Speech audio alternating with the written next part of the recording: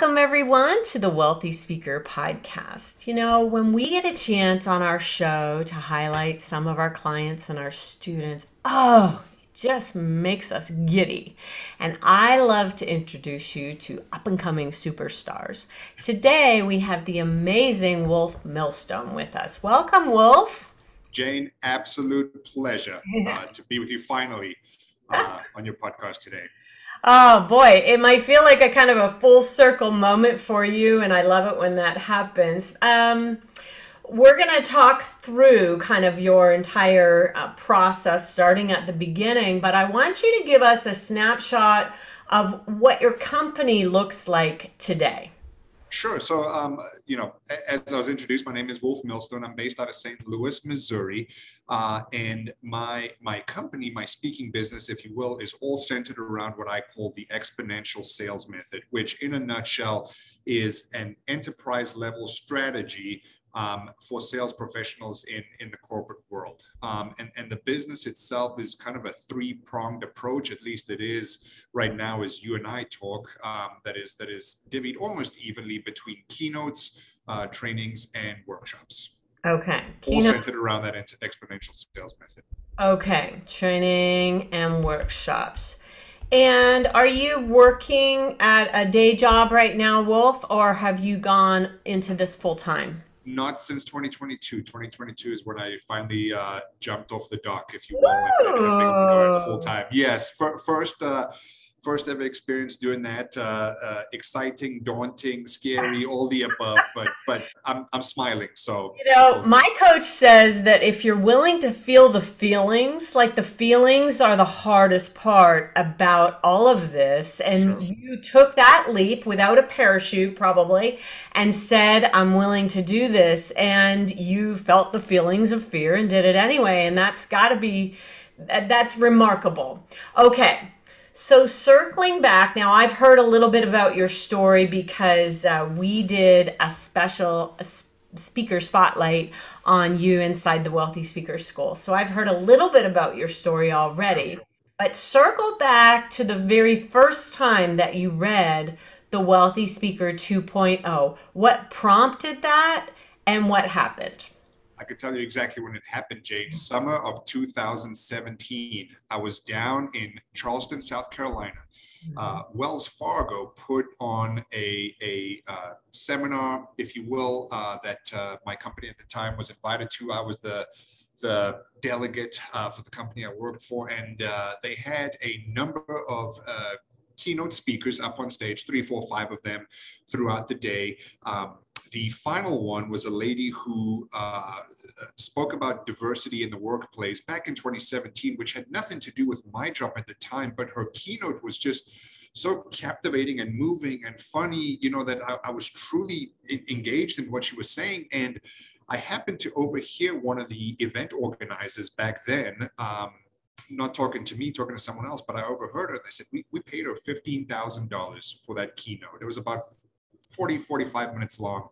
And I just sat there dumbstruck, thinking to myself, I could probably do that. Maybe not as well, maybe not, $15,000 worth, but I could probably do that. And that very weekend, I went home and I Googled how to start a speaking business. Mm-hmm. And, if it wasn't one of the top hits, if it wasn't the top hit, it was one of the top hits with your book, Wealthy Speaker 2.0. Got it immediately, read it, scribbled all over it, highlighted it, sticky notes everywhere, and it led to nothing, quite frankly, because there was always a reason. Why it wouldn't be me, why it wouldn't work out, why I'm not worth, $15,000, $10,000, whatever it may be. And ultimately, that book of yours became almost like a coffee cup holder on my table in my living room. Gathering dust. Exactly. And so this episode is really all about like starting now. So how many years was it between that first time you read the book and when you decided to circle back? Yeah, it was almost 3 full years. And I can tell you there was a catalyst behind that, Okay. where the company I was working for had a massive reorganization. Hmm. A lot of people were let go. I was not one of them, but it really made me scared. At the time, my wife and I had a little 1-year-old baby. She was pregnant with the second one on the way, and I thought, man, Whoa. maybe I need to, kind of circle the wagons again and give the book a read. So I read it again. Then COVID happened. Then I joined your coaching group, and then I launched my business 2 weeks after our second son was born. So it was, here I am stressing and launching a business and not sleeping with a toddler and a newborn and a wife and a job, and it's funny now that I look back on it, but it's been a blessing nonetheless. Now, can we just give your wife some props for saying, okay, I've got two little babies in diapers here.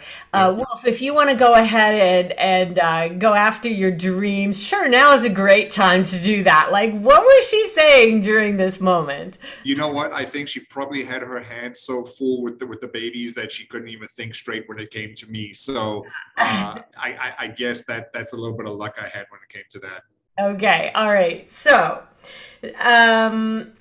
you started, and tell me, was it like smooth sailing? You just said, "Okay, I'm going to do this," and then everything fell into place. I know your brother was also. So we had you inside the Wealthy Speaker School, and Sure. you were learning, and I was watching you kind of go through the modules very quickly, and you were learning and growing. But you also had your brother in your ear. Talk a little bit about kind of what was his role, and didn't he help you at one point? He did, yes. So, I was very eager, as all people are when they start something new, to let's get this show on the road. Went Yeah. very quickly through the modules, kept reading and rereading your book as well, making notes as I went along, um, and I was happy with my timing, because when I signed up and joined the group, it was, right at the height of the pandemic. I mean, COVID was a thing, but they still weren't, vaccines, and I wasn't traveling. So I looked at that as almost as a positive, because I felt like at the time, without understanding the industry, it afforded me a longer runway where I could well and truly take my time and Yeah. not feel rushed, because there just wasn't anything going on at the time. That's the time frame of that.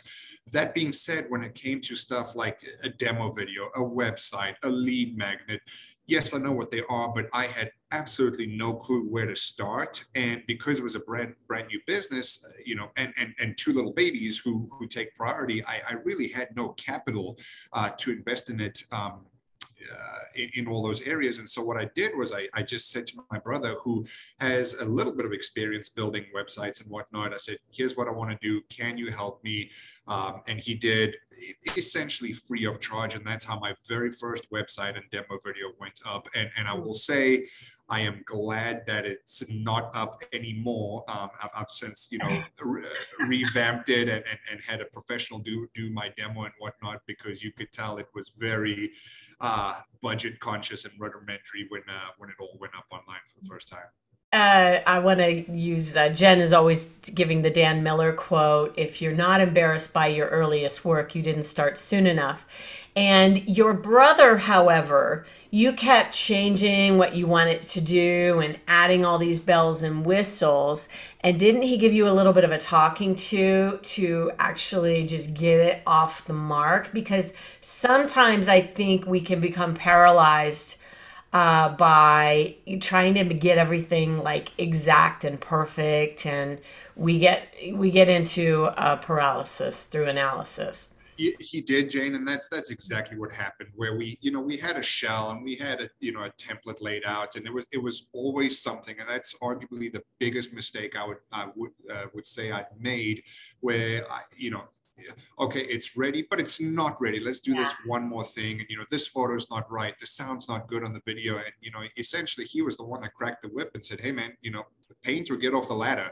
and we, I like that term. yeah, we got it out there, and and we've since obviously made drastic changes to it. Mhm. But the one thing that always sticks out: what would I have done differently? I could have probably launched my website 4 or 5 months earlier than I did, Right. and always been able to come back and make changes. Yeah, that's the thing. Sometimes what's actually driving that particular decision to wait is, and this just came up last week actually for us, it is fear.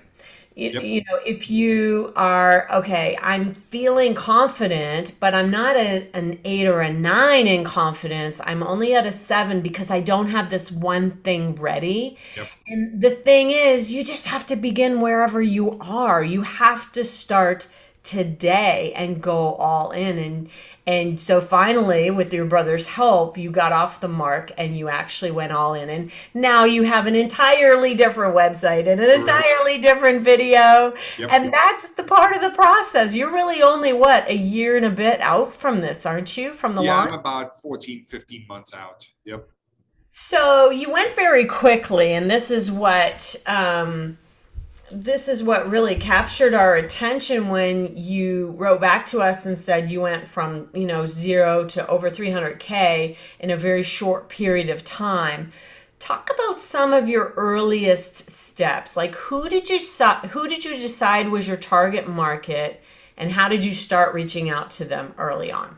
Yeah, absolutely. So what I did was initially, even before doing that, was I tried to find someone who I could almost not copy, but essentially emulate. And who I found Yeah. was Ryan Estes. On obviously through working with you, and um, I looked at his website, I looked at his video, I looked at his not clientele, but Yeah. organizations and companies where he's worked for before, and that was kind of the blueprint that I decided to follow as well. Kind of hit that 1 million mark, like Ryan did as well. And so back then and very much today, that is the game plan that I have to keep growing this business. And so my target market, if you will, is mid to large size business corporations, almost exclusively here in the US, largely because of COVID, also because of budgetary constraints or lack thereof. Hmm. A couple of organizations, particularly when I first started out, places like SHRM, like MPI, Hmm. where the name of the game was just getting my name and my brand out there. I would also take a look at folks that you are interviewing on your podcast and just send them a message on LinkedIn. I've reached out to Kendra Hall, I've reached out to David Avrin, people that have been on there and just said, hey, I'm new, I don't know what I'm doing, but I work with Jane. I know you know who she is. Can you give me some advice? Can you put me out there?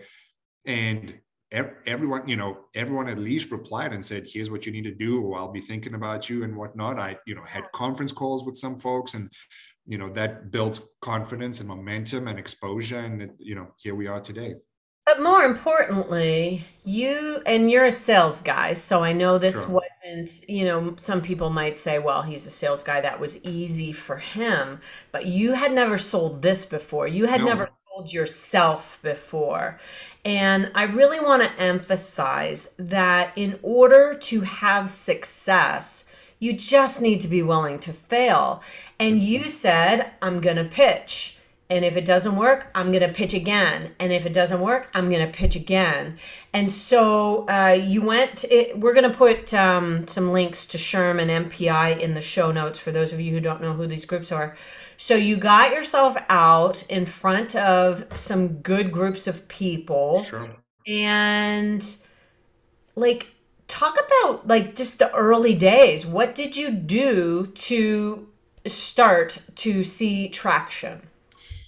Jen, I think it's important for people to understand, yes, I am in sales, I am a salesman, but every single, let's call it, adult on this world is a salesman or a saleswoman. We might not be paid via monetary commission, but when I courted my wife for the first time, I tried to sell myself to her, and the commission, air quotes commission, is that she became my girlfriend and my wife. And there's many different examples like that.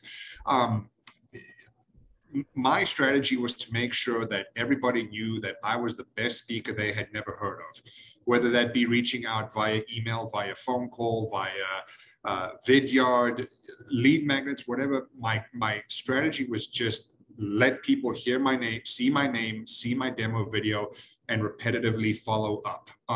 There was a lot of no's that I received. There still are a lot of no's, but the way I'd always looked at it was, if I reach out, there's a possibility that someone might say yes, and we would both benefit from that, right? Right.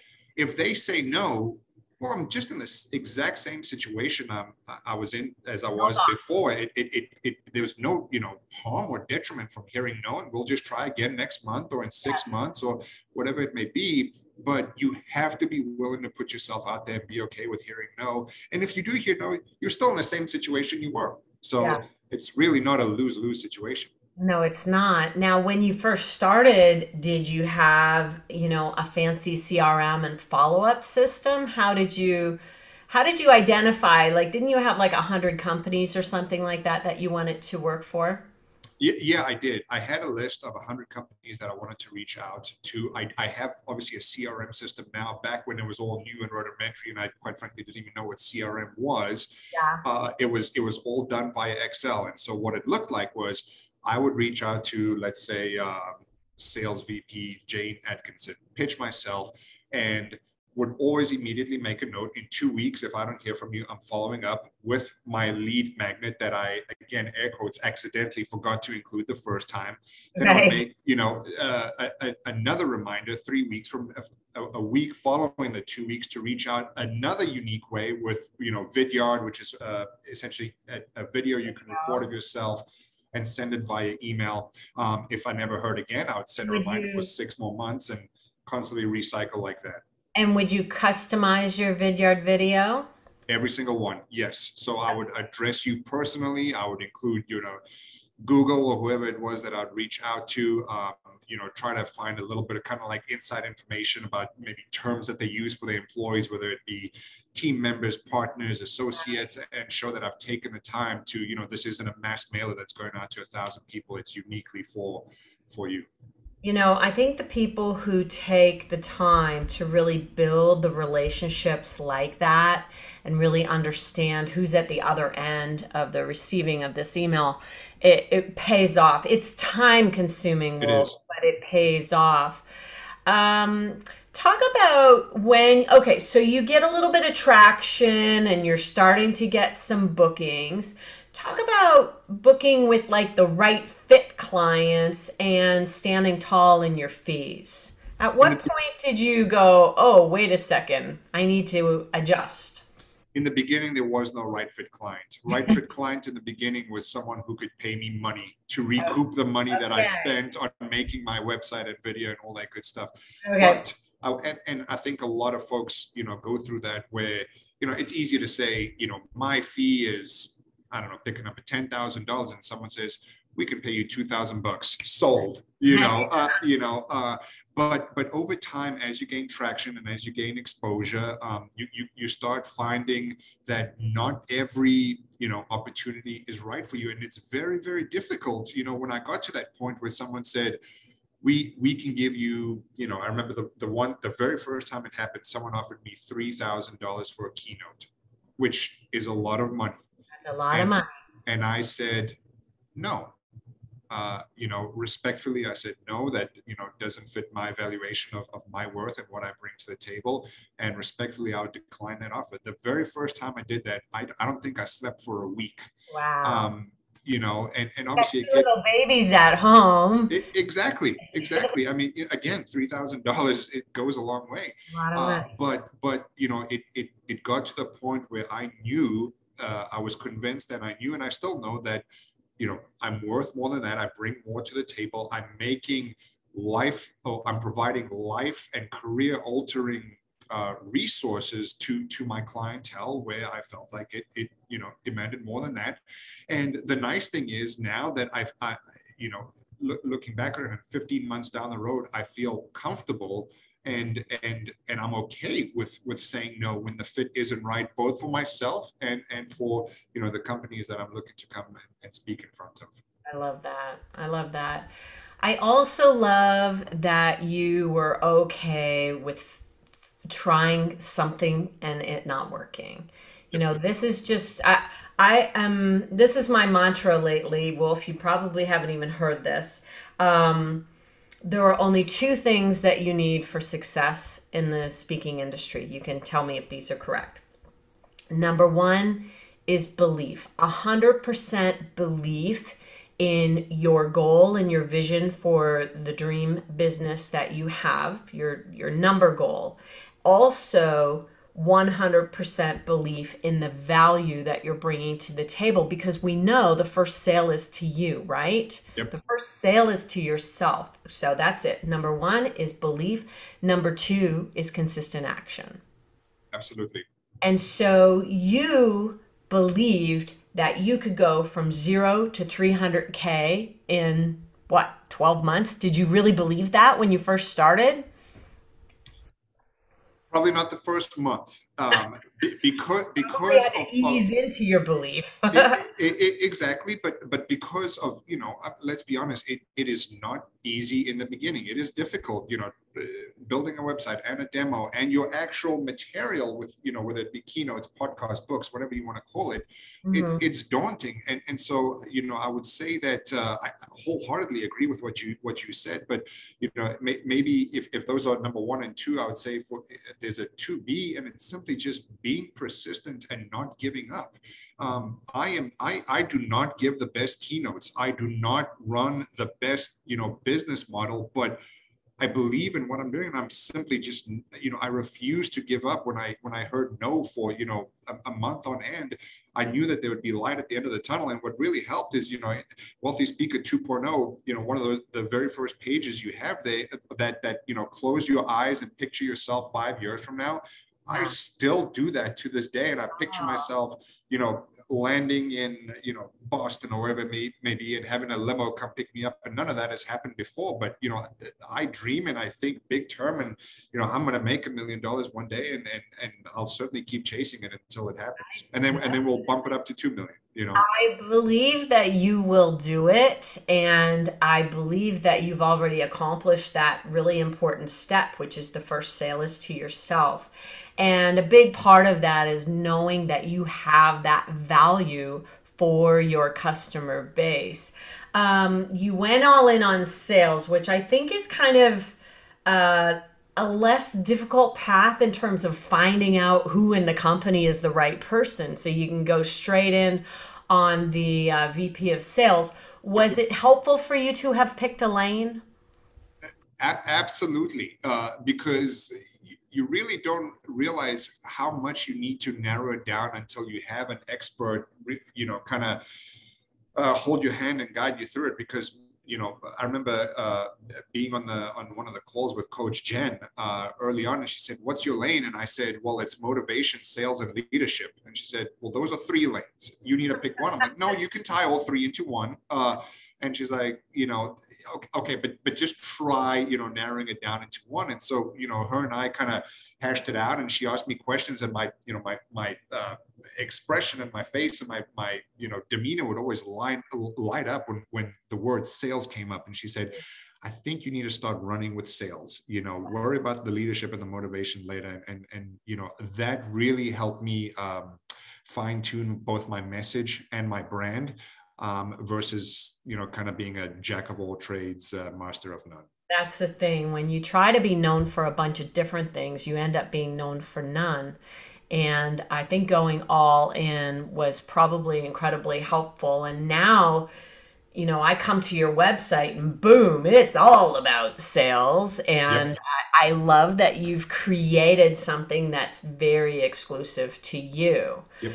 So, well, I just want to tell you congratulations, Wolf, because watching you go from one place to another so incredibly quickly is inspiring. I know for people who are listening in. If there was one kind of thing that you think I would love to have known that sooner, what do you think it might have been? I'm kind of putting you on the spot here. No, absolutely. I'd be happy to answer that. I would have partnered up or found a coach slash mentor immediately. And the reason why I say that is, I grew up playing sports, right? And you look at any professional athlete in the world, no one just woke up one day and became an amazing, soccer player, basketball player.